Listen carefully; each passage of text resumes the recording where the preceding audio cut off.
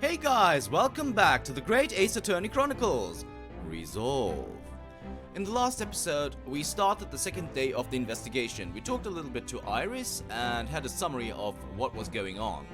And then, I kinda didn't know where to go. But now we are here at Lord Strongheart, where Kazuma was beforehand and left the scene without talking to us, which kind of hurts, but it's the way Kazuma is, so we're gonna have to accept that. And right now, we're about to talk to Lord Strongheart, so let's just do that. Let's talk about the Reaper.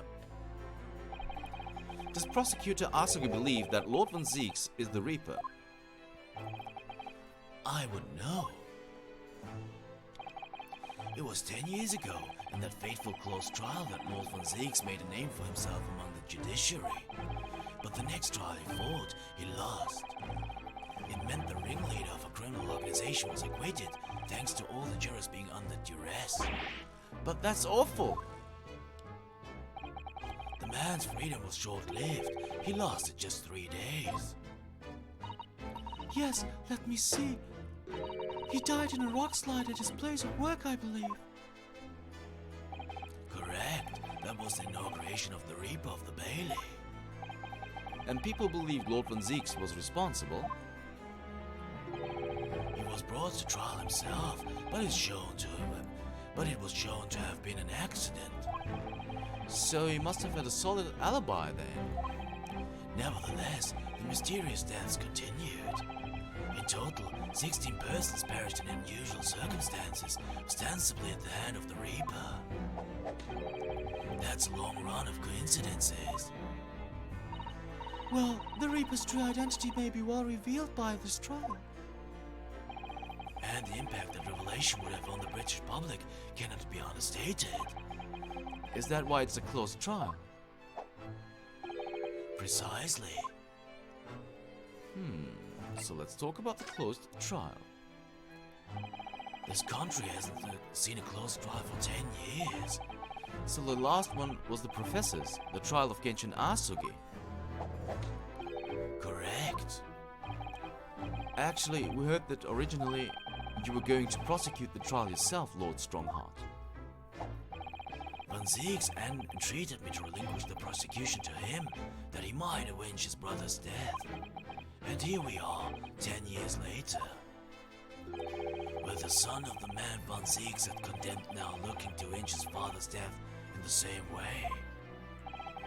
They do say that what goes around comes around.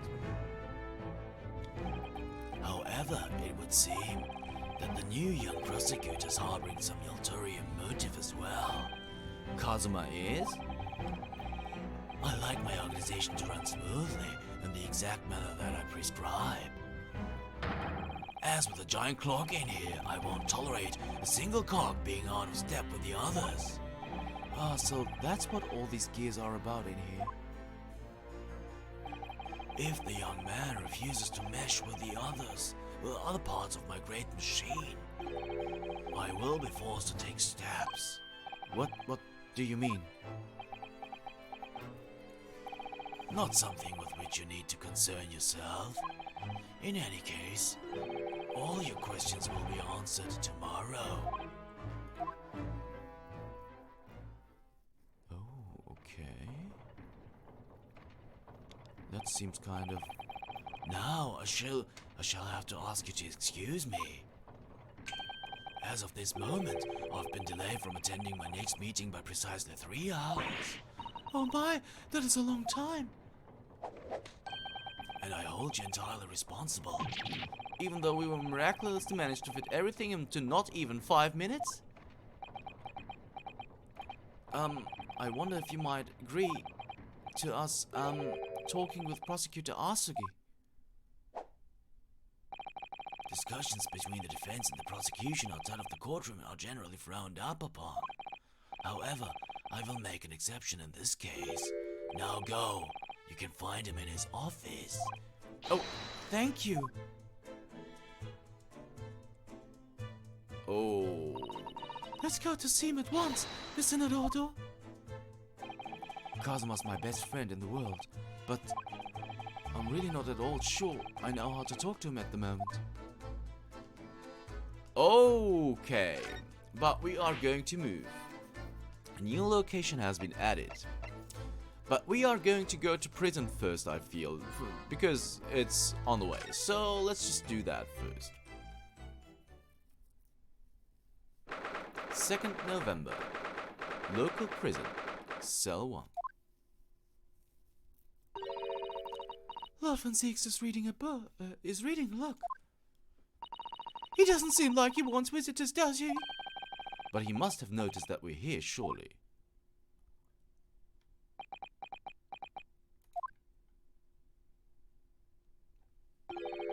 What do you Nipponese want? That's no way to greet the lawyer who's trying the hardest to prove your innocence, is it? Perhaps not. Huh? I apologize. So, what can I do for you, Mr. Naruhodo? Lord von Zieks, speaking earnestly. Oh, the fog will lift over London for the first time in months tomorrow. This does feel very, very strange. I must say, I was impressed. Oh, well, thank you. Not by you, by your fellow Nipponese, your prosecutor friend. Oh, I see. Yes. It's sardonic, don't you think? For a man such as me, so loathing of the Nipponese, to be entirely at the mercy of the two of you. I suppose it's retribution for having played the part of the Reaper all these years. Played the part? Oh, that does seem strange indeed. Okay, we're gonna present stuff first, of course. We have presented that already? Yes, we have. So there's nothing new to add. Okay, that means but we are going to present this first? What's that? It's just something I was hoping to ask your opinion about, that's all. It's a serious crime for the defense to attempt to extract information from the prosecution by illegal means. I think we have more of a defense and client relationship now, don't we? He doesn't have anything to say to that. Okay, what about the pocket watch though? Nothing about that either? Okay. The photograph maybe? Okay, nothing about that. The firecracker? Nothing about the firecracker either? Come on. The notice board for sure. I have a feeling that you were investigating that. Okay. The crime scene. Okay. Nothing about the sketch either. So what about the autopsy report? But it's a fishy one. You sure have to say something about that. We showed you that already. And you have nothing to add? Okay. The revolver? Nothing about the revolver either? Okay.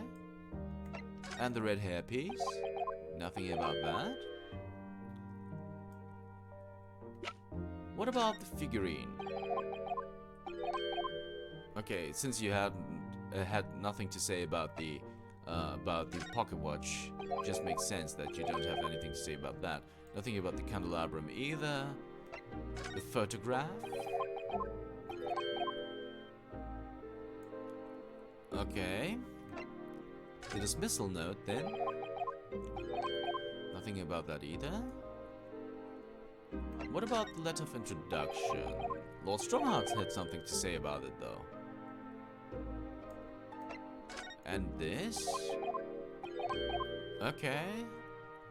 So you don't want to talk about Mr. Vigil. It's not for me. Okay, we talked about that already.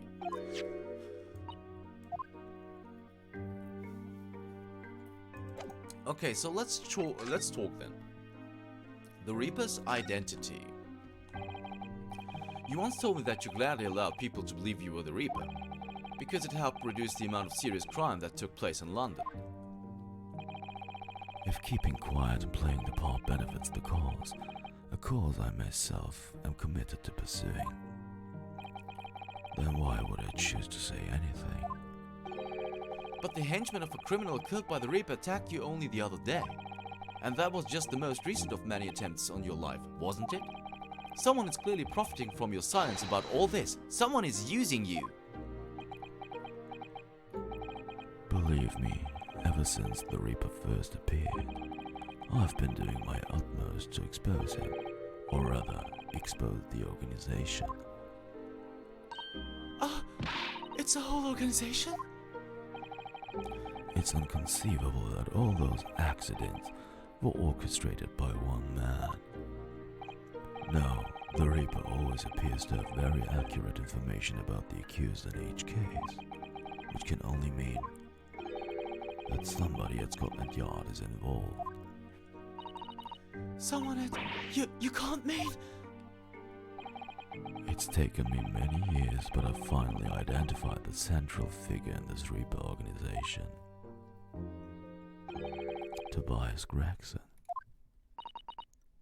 No! Gregson? The Reaper? Okay, let's talk about Gregson's secret then. So, the reason you were investigating Inspector Gregson is because you intended to expose him as the Reaper? As I said, the Reaper of the Bailey is no single person. It's a highly secret organization with close ties to Scotland Yard. But there's no doubt that Gregson was a key member of that organization. I don't believe it. Are you saying that that he was behind all those awful criminals meeting there? Gregson didn't do the dirty work himself. Oh! He wasn't a tactician. His job was to covertly investigate the marks and plot their assassinations. In order to do that without arousing suspicion, he regularly needed a firm alibi. Which is where Mr. Vigil came in, posing as the inspector. Vigil knows nothing of the Reaper, but the room he rents on Fresno Street was almost certainly the headquarters of the operation. Gregson would have met the assassin there before for briefings. So we didn't actually know who carried out the killings then? Actually, I do have a name. You what? Well, if you can't name the man, you have the true identity of the Reaper already then. Or if I can name the woman. Oh, She's a young woman by the name of Assassin. Wait, what? Shin?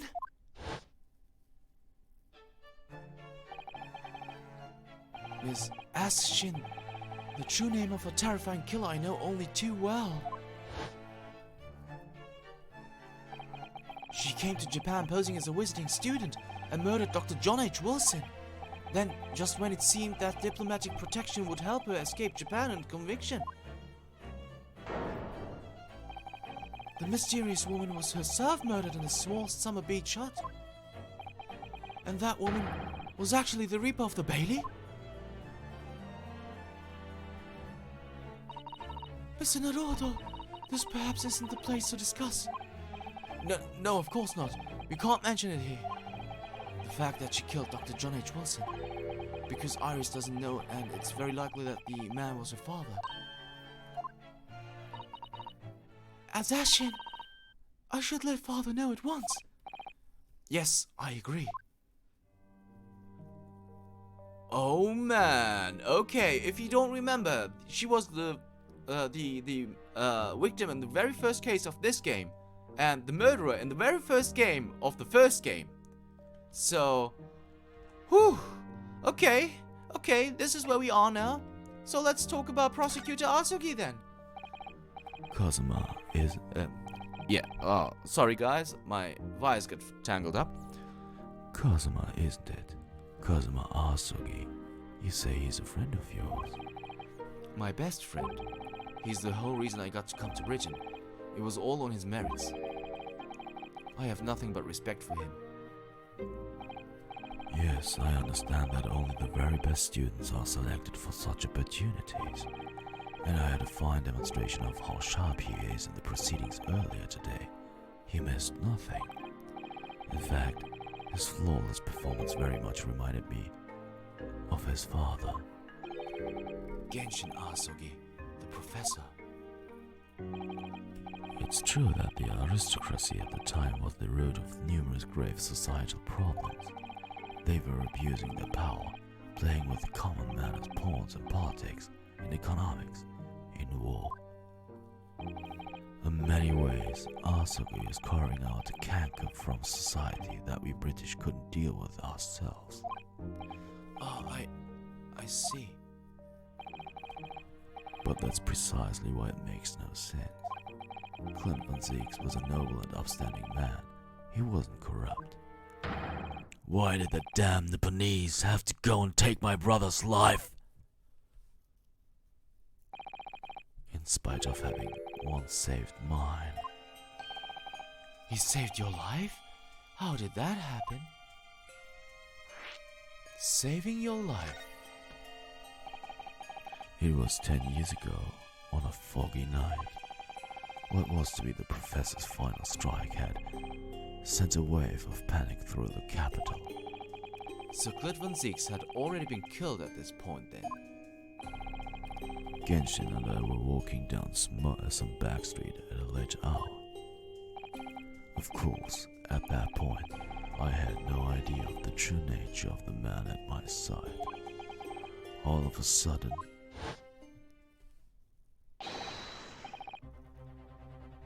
Don't make a peep. You're coming with us. we were surrounded. All of our assailants were armed with pistols, their faces obscured by scars. Clint was not only from noble heritage, he was a brilliant prosecutor as well. The scum of London hated the sight of him, and they had no sympathy for his younger brother either. I'd been targeted several times before already. Yeah, it's Van Zieks alright. We've got him.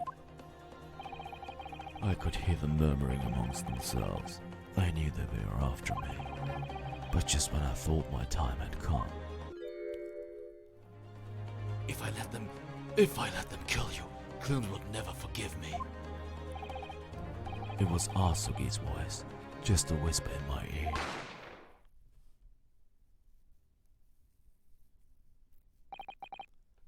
After that, I don't remember exactly what happened.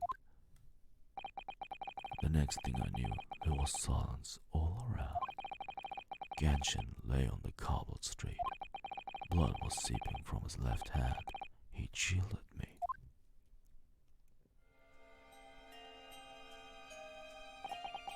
Two days later, they arrested him. On suspicion of being London's most notorious mass murderer ever, the Professor. How awful for you. All at once, I lost the brother I revered, and the foreign friend I held in such high regard. I'm so sorry, Lord Van Zieks.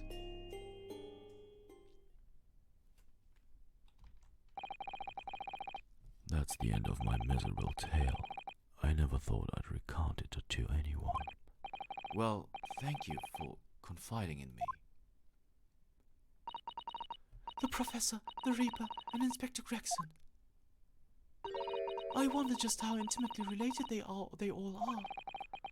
I still can't quite believe that Gregson was essentially the Reaper, giving assassination orders to Giselle Brett. Mr. Naruto, let's go and inform my father. I'm sure our government will want to hear about this new information. Oh, it means that I get to meet your daddy, Susie! Hooray! Yes, all right. Let's head back to the Great Waterloo Hotel then. All right, we're gonna do that immediately.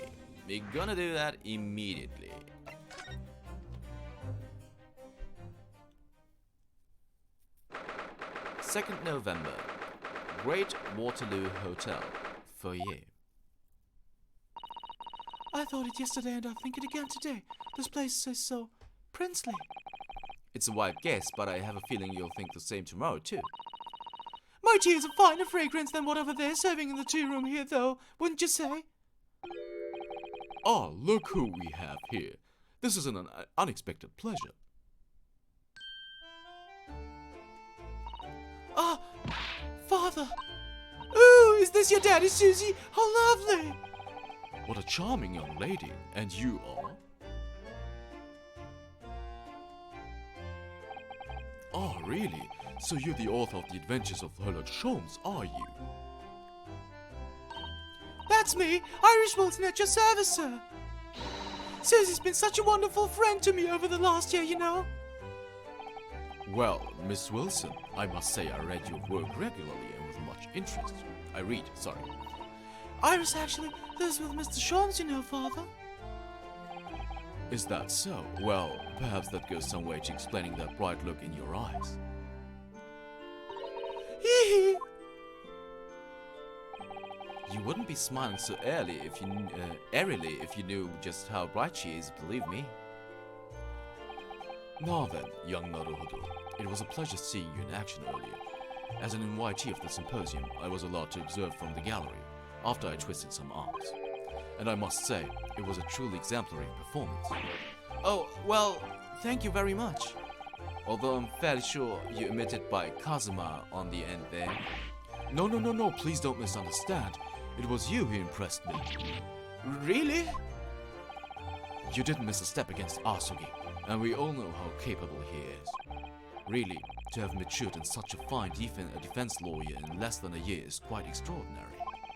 It's very kind of you to say so, and really nice to hear.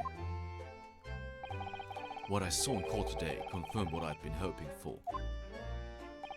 The favor I mentioned yesterday, Naruhodo, I trust you haven't forgotten. Oh, no, you did mention something, didn't you? But first, we have something to report, Father.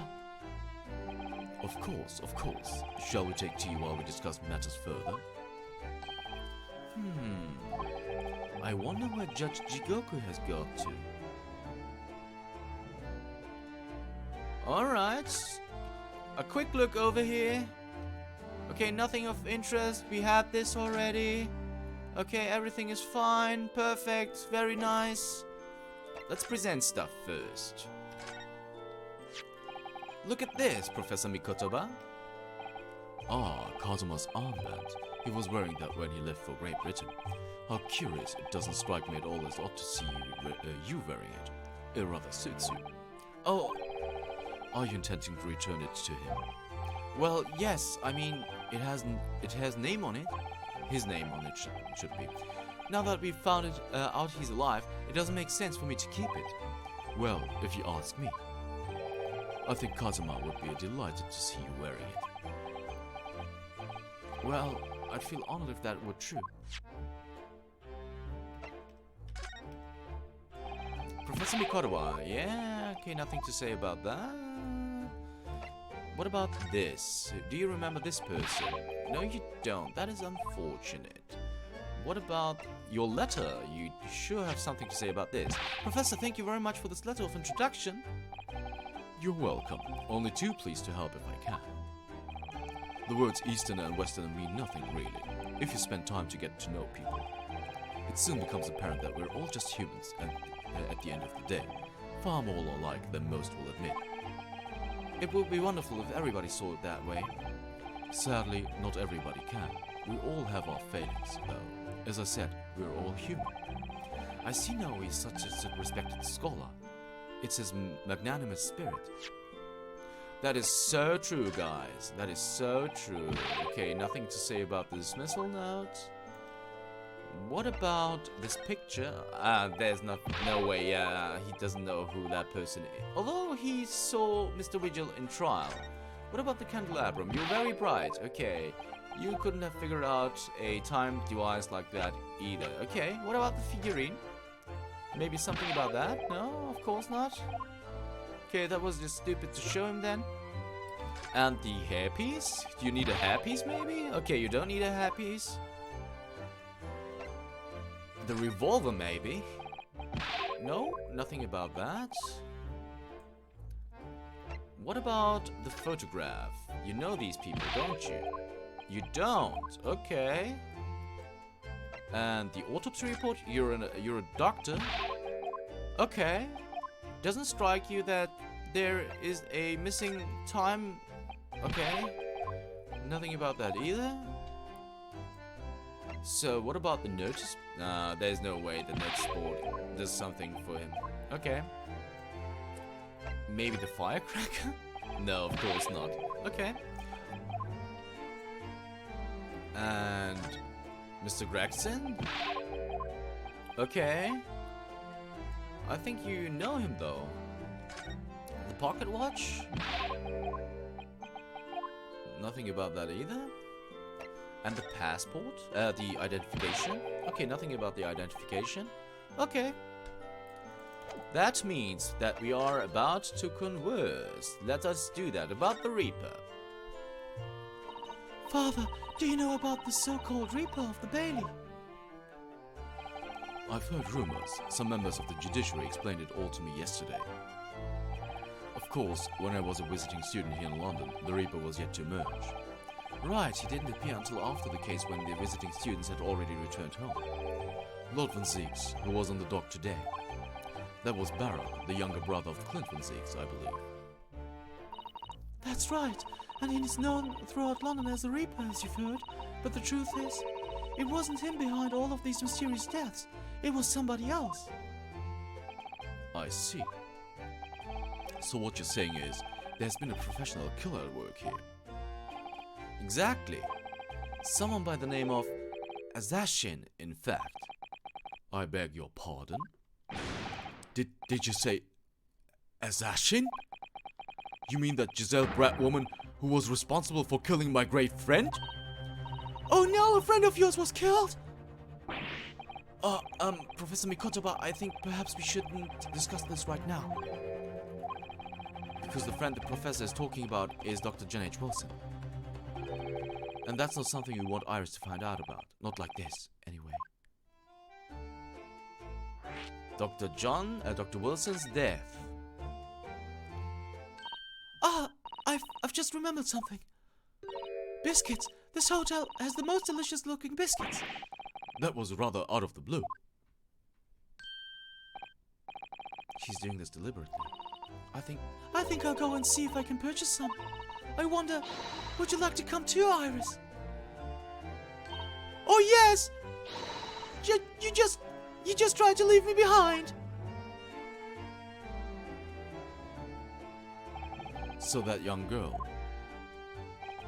is called Iris Wilson, is she? Yes, that's right. And she's the author of all those adventure stories starring the great detective Shawks. But the name of the credited author isn't Iris, is it? It's Dr. John H. Wilson. Yes, I know. That's the name of her father, you see. Her father? Dr. John H. Wilson. I was deeply indebted to the man for all the kindness he showed me during my time in London. That's why I was keen to reciprocate. Sorry guys, a hard word. And invite him to the Imperial Yuma University 4 years ago. But he was murdered last year by Giselle Brat. Why? Why would the hand of the Reaper stretch all the way to Japan? Iris knows nothing about the case, but it seems very likely that the victim, Dr. Wilson, was her father.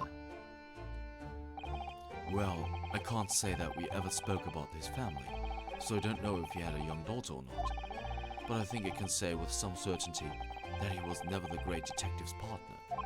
So, it could have been another Dr. Wilson, you think? Well, John and Wilson are both common names after all. Still, it's probably best not to mention this to the young lady until we can be sure. That's what we thought, yes? We're back with cinnamon biscuits. Oh, they smell delicious, Iris. I think cinnamon will go very well with the tea they serve here. Don't you, Susie? Yes, I'm sure they're right, dear Iris. You're right, Iris. Okay, just to be clear, he says he's a good friend and he never talked about his family. That doesn't make sense, though. I mean, okay, we'll accept it. Judge Jigoku, let's talk about Judge Jigoku. I haven't seen Judge Jigoku for a while, have you? Guilty! Ha ha ha ha ha. but that guilty is still ringing in my ears. No, now you mention it, I haven't seen him since this morning either. I suppose since the symposium's opening was postponed, he'll have gone to explore at the Great Exhibition. That reminds me of something you mentioned yesterday. About Jachijoku having once been in the dock himself. Ah yes, it was all tied up with that accursed trial. The closed trial of Kazuma's father? Seishiro was trying to mitigate Genshin's guilt, so he took the stand to testify. But he got a little carried away and, actually managed to break the witness stand.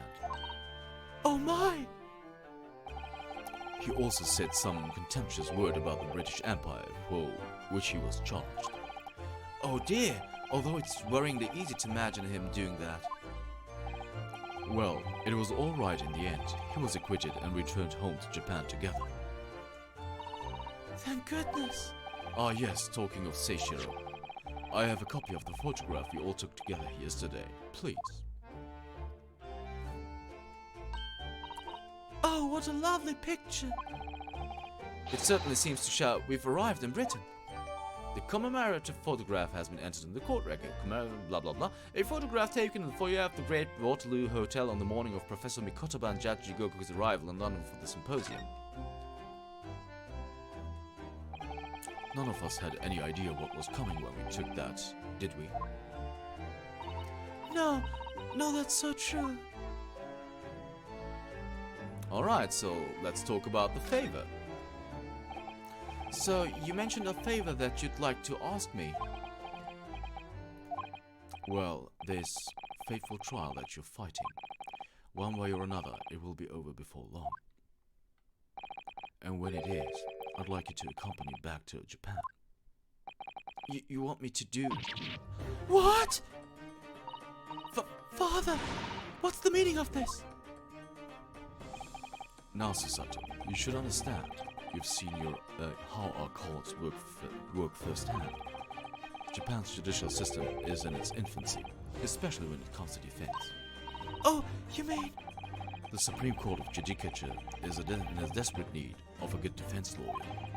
As soon as possible, really quite urgently in fact. But I've not been in London a year yet. I've read all of Susato's reports. I'm well aware of your extraordinary talents. And having seen you in action with my own eyes early today, there's no question. You, Naruhodo, are precisely the man our country needs. So, you'd be leaving then, Runo? But then, what am I supposed to do, Father? You came here to serve as Asuka's judicial assistant. Oh yes, she's supposed to be Kazuma's assistant. Our government is still in the process of deciding how best to deal with this situation, though. You've always chosen your own path, Susato, and I trust your judgment. In this matter also. Father! Please, the pair of you, don't look so downcast. It's merely a suggestion, you understand. I hope, if I'm honest, but I won't force you. All I ask is that you consider it and come to a decision by the time this trial concludes. Yes, alright. You won't leave, will you, Runo? The thought hadn't even crossed my mind. Up until now, I've just been trying to do what I believed to be Kazuma's will. But it turns out that he's still alive, so... where does that leave me?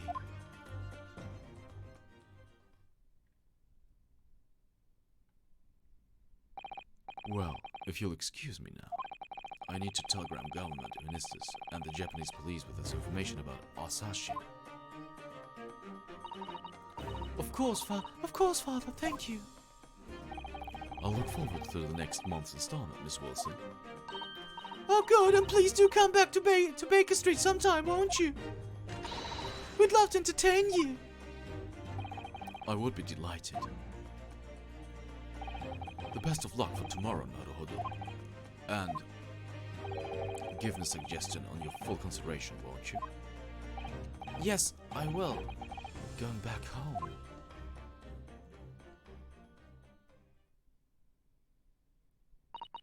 You know, Kazuma-sama has always meant a great deal to my father. I'm sure he'd love the chance to meet with him and talk to him about all of this. Yes, no doubt. Possession? Of course, it's so obvious. How could I have neglected to consider the possibility before now? Mr. Sholmes! Hurley, where have you been? Why, I joined you all for tea, of course. What an extraordinary question. I didn't notice you at all. No matter, no matter. Anyway, to more pressing concerns, Mr. Naruto. Oh, yes? I must dispatch a telegram to your country at once. It is a matter of much urgency. To Japan, you mean? Tell me, to whom can I entrust the task? Quickly now, who? Well... My father has just now left to send a telegram to the Imperial Police Bureau of Japan himself. I see. Well, he looked reliable enough for a bearded fellow. I don't think what father sports could be considered a beard, Mr. Sholmes. There's not a moment to lose. Kindly ask your trusty unshaven father to see this is sent. I will, but what is it? No questions at this time, if you please, Mr. Sato. All we can do is pray that for once, my deduction is ovary. Doesn't that imply that your deductions are normally correct, Mr. Sholmes? Which isn't exactly... Now then! You may be surprised to learn that I am a very busy man. I certainly have no time to hide behind settees, and eavesdrops on other people's conversations. So that's what joining us for tea meant. I leave the sending of this in your hands then, my dear fellows. Wait a minute, Mr. Sholmes! He just sort of ran off, didn't he? At quite a pace. And left the unpaid bill for his tea behind, too. I must catch up with father at the telegraph office. Once. And I'll rent and call us a cab. Straight away. And there was me thinking everyone would be clamoring to pay Mr. Sholmes' bill. Well, we'll have a look at the telegraph, though. Oh, it's gone already, okay. Alright, guys, we have breached the half-hour mark. Quite significantly, actually. I'm really sorry for this, but I think it's okay. So, if you want to know what happens next, you'll have to tune in next time for the Great Ace Attorney Chronicles. Resolve. See you then.